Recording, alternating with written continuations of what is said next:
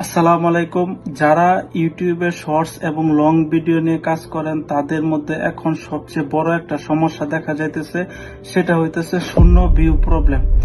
এই শূন্য ভিউ প্রবলেমের সমস্যা সমাধান করতে হলে আপনাকে কিছু নিয়ম ফলো করতে হবে।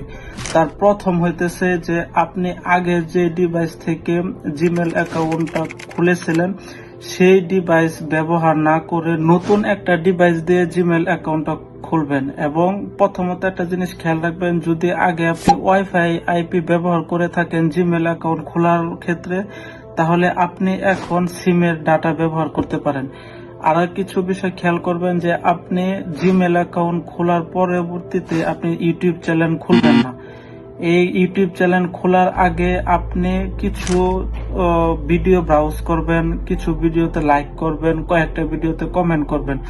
এইভাবে নতুন জিমেলটা 4 দিন রেখে দেবেন। 4 দিন রেখে দেওয়ার পরবর্তীতে সেইখানে আপনি ইউটিউব চ্যানেলটা সেট আপ করবেন। এবং ইউটিউব চ্যানেলটা সেট আপ করার সময় কোনো কিছু এআই এর সাহায্য নেবেন না।